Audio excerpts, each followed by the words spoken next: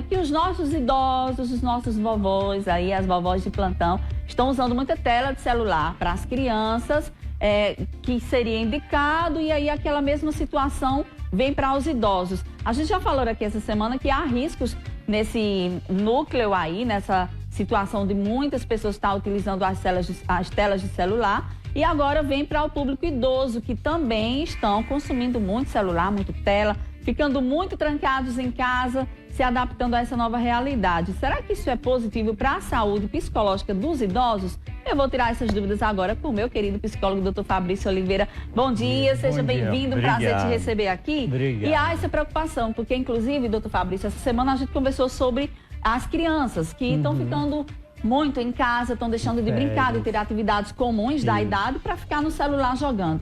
E quando a gente observa, as pesquisas mostram que esse público idoso está utilizando também muito o celular. De que maneira isso prejudica a qualidade de vida do idoso? Então, Sabrina, é importante o seu público saber, né, os telespectadores, que tudo demais é veneno, né? Isso a gente aprende já com eles, com os avós. Tudo demais, tudo exagerado é veneno. Mas é importante entender também que a gente tem que filtrar.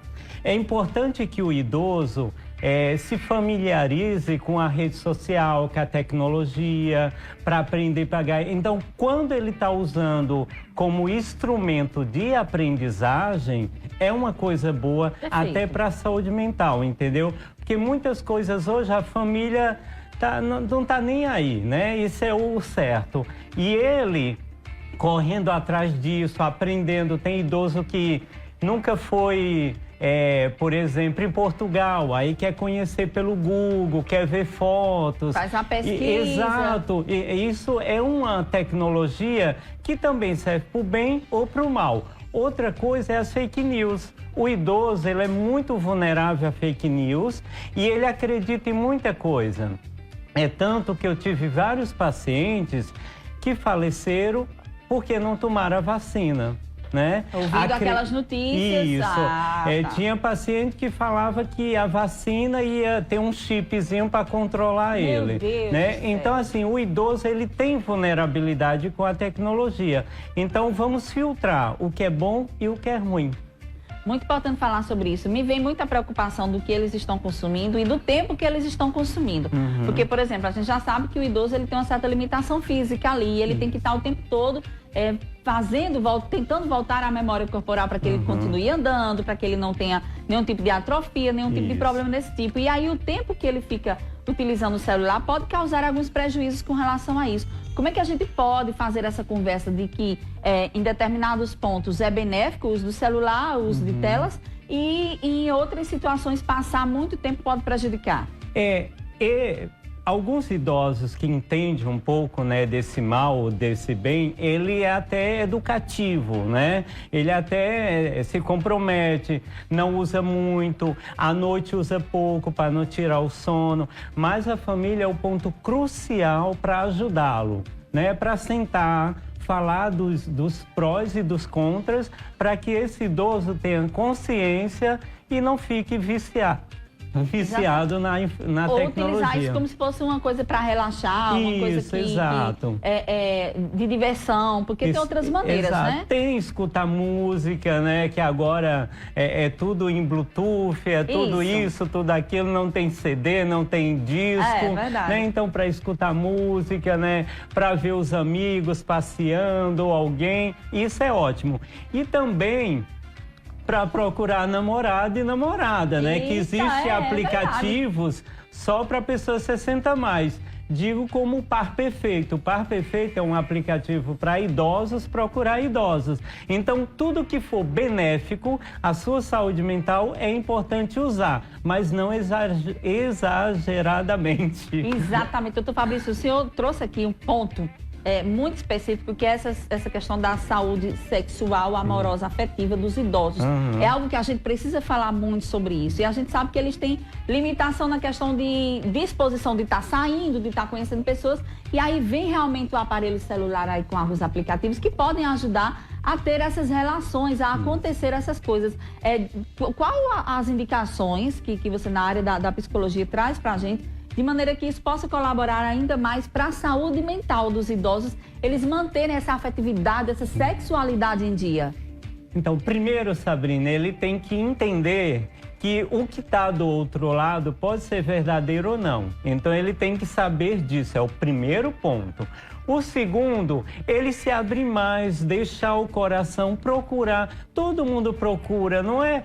Porque eu passei dos 60 anos, eu não vou procurar. Tem que procurar. A gente não nasce sozinho e não tem que morrer sozinho. Isso. Entendeu? Então, ele tem que ter um controle, ele tem que ter uma esperteza de quem está conversando e se abrir, porque estudos científicos fora do país, muitos avançados, indicam que quanto mais eu tenho um relacionamento, mais eu vivo mais.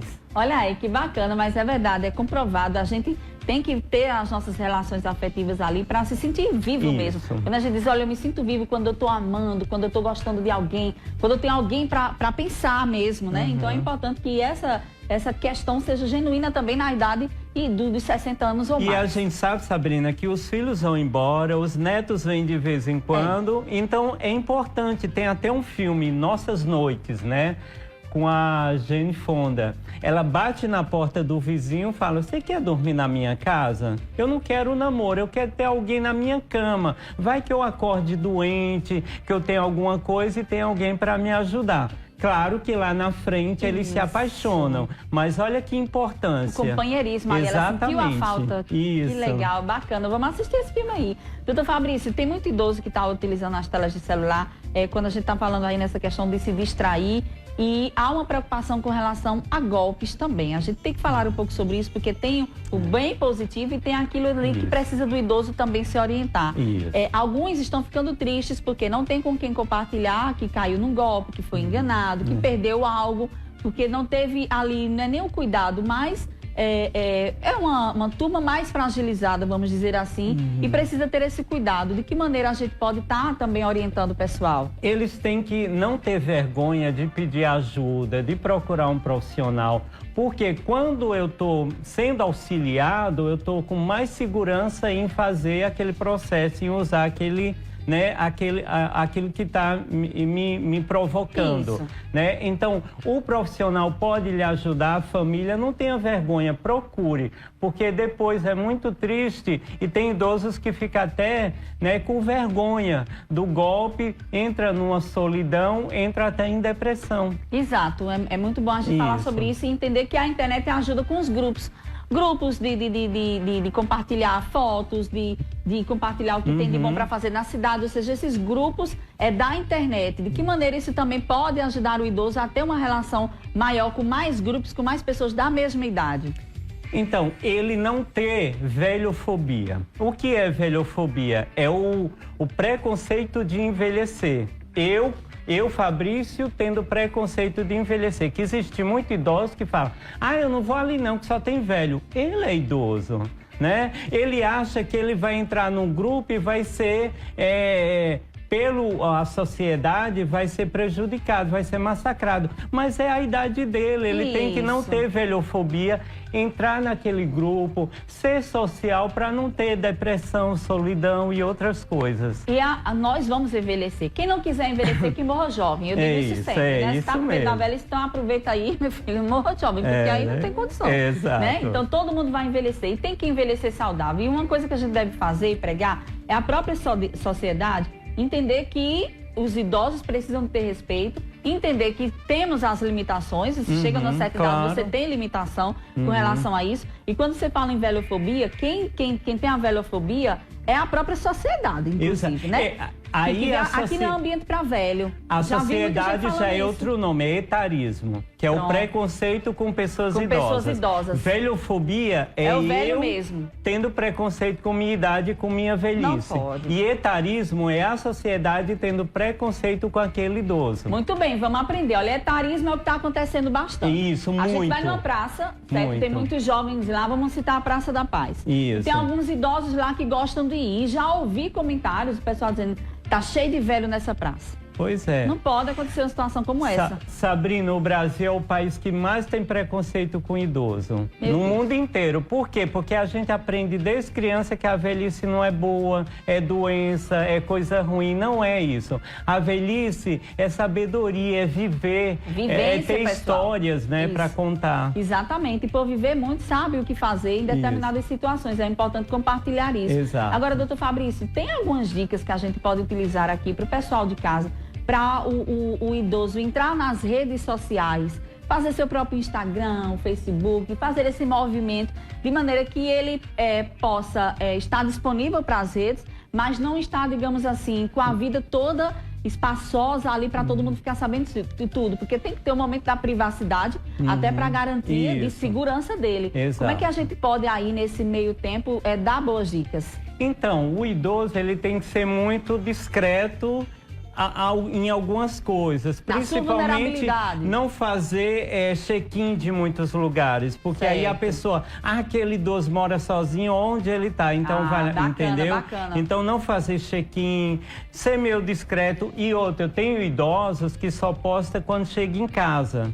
Perfeito, uma boa dica, tá aí seguro. Posta toda a viagem depois que ele chegou, aí tá tranquilo. Então essas coisas, é ter a esperteza, porque lá fora tem gente observando para te fazer um mal. Verdade, exatamente. Pessoal, fica de olho nisso aí. Você que tem idoso em casa e que sabe ali que sua vovó, sua mãe, alguém aí dentro de casa gosta de manter atualizando ali o perfil no Instagram para todo mundo ver, tem que ter cuidado nos momentos ali para não facilitar para quem tá de olho naquela atividade ali. Tem que ter cuidado bastante. É porque o idoso se empolga, ele quer mostrar para os amigos a viagem, mas segure um pouquinho, deixe chegar em casa para fazer isso, porque eu conheço gente que fez o check-in, foram na casa dela e assaltaram. Meu Deus do céu. Então é isso. Infelizmente. E tem um outro detalhe que eu observo bastante. O idoso, por já ser a característica de sozinho, ele passa a conversar com qualquer pessoa, conversar com estranhos em qualquer lugar. Isso é um risco, né, doutor Fabrício? É um risco porque, como a família abandona um pouco, né, então ele se sente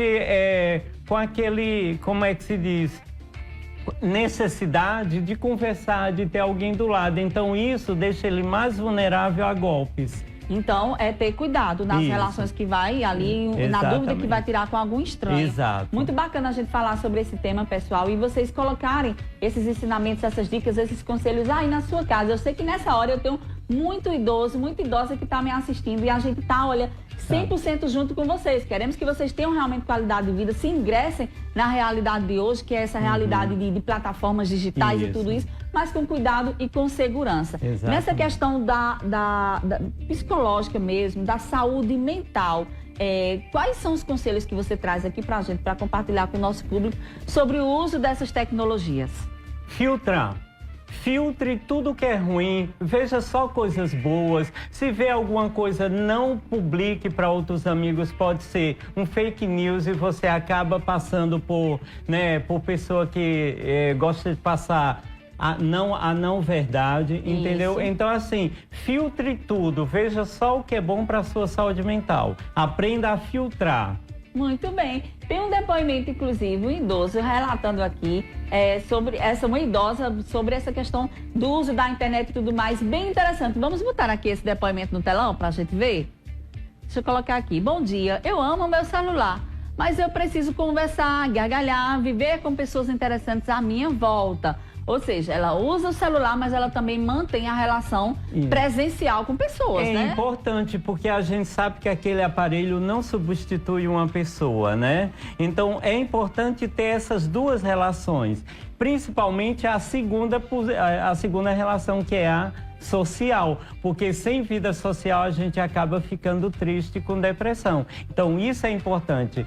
Filtre e use o necessário, o possível. E voltando ainda àquele assunto que idoso pode ir em qualquer lugar. Você pode marcar com seus amigos para ir para qualquer lugar. O idoso pode ir em qualquer lugar. O idoso é a bola da vez. Ah, não pode idoso, mas eu tô lá, e daí? Entendeu? Tem idoso que fica tão triste com as negativas que ele acaba não indo naquele lugar. Entendeu? Então, por exemplo, eu vou ser um idoso, que eu vou? Pode xingar, pode falar, tem um velho aí, e daí? Aqui é um espaço onde todo mundo vai. Concordo plenamente. Exatamente. Porque olha, o idoso no meio dos adolescentes, e daí? Eles não vão envelhecer também. Alheia. Exatamente. Então tem idoso que até fica triste porque não quer ir naquele lugar por causa desses, né, estereótipos. Exatamente. Muito importante a gente falar sobre isso, porque é muito preconceito. É muito. Muito. A gente pensa que não, mas entre aspas, a gente pensa, mas a gente sabe que tem realmente preconceito com idoso. Sabrina, eu te digo que quando eu era criança eu tinha medo de idoso, porque minha mãe falava, cuidado com o papa-figo, o velho do saco. Então Deus, é isso. é verdade. As mães ensinam que para não ficar com medo do filho sair, coloca medo colocando o idoso no medo da criança. O velho do saco, é verdade. O velho do saco. Então você cresce com estereótipo, com preconceito, que a velhice vai te fazer mal. Exatamente. E quando a gente fala sobre a questão do envelhecer, não é só um processo físico, é um processo mental. Ele vai ter esquecimento, né? Vai ter algumas doenças que vão ser voltadas para o sono já não é a mesma coisa, Isso. a alimentação não é a mesma coisa, uma série de coisas que junto ali, o idoso está na sua, digamos assim, limitação. Exatamente. Então precisa a gente conhecer muito sobre isso e dar suporte, né? Exato. Porque pode adoecer mentalmente. Pode.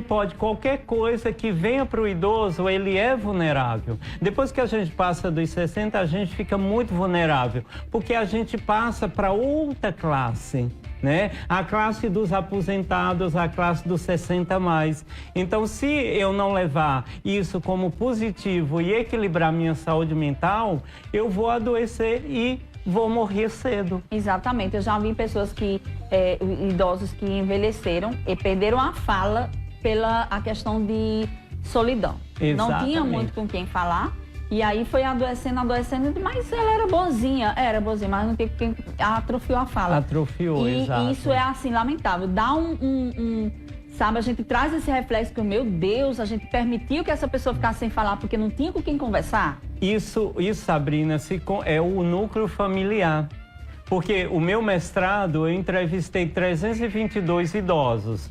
Aqui de João Pessoa. Os idosos que moram com a família sentiram mais solidão na pandemia do que os que moram sozinhos. Então, onde está isso? O núcleo familiar. Não estava todo mundo em casa? Por que não deram um pouco de atenção àquele idoso? Né? Então é isso, é o núcleo familiar que adoece aquele idoso. É triste, muito triste. Essa realidade está comprovada, viu? Doutor Fabrício, muito obrigada por o senhor se dispor e trazer aqui o seu conhecimento, conversar um pouco. Para finalizar, eu gostaria que o senhor dissesse as dicas, conselhos para quem tem em casa algum idoso, para quem é idoso e está nos assistindo, para ter mais qualidade de vida nessa cidade também. Desde já, meu muito obrigada, viu? Obrigada. Então, a dica que eu dou é que essa família tenha consciência, tenha a paciência, né? Tenha o olhar do outro, né? Que vai envelhecer. Então, ajude esse idoso nas tecnologias, conviva mais com ele, porque depois que ele partir, você vai ter mais solidão e remorso, porque não viveu tanto com aquela pessoa. E dia 27, agora é o dia dos avós, né? Ah, verdade, dia 27, dia da vovó e do vovô. Isso. Mandar um abraço aí já para todo mundo, vamos comemorar. Os idosos. É verdade. Obrigado, viu, doutor Fabrício, mais uma vez por estar aqui conosco. Pois é, assunto bom, coisa boa é coisa boa. Tem que o tempo todo a gente utilizar aqui o nosso espaço para falar sobre como você ter uma boa qualidade de vida, seja qual idade você tenha, mas os idosos principalmente são os nossos, que a gente fica ali grudadinho e querendo muito respeito e que a sociedade mude um pouco seus hábitos com esse público, né? Pessoal, tá vendo essa minha roupa de hoje aqui?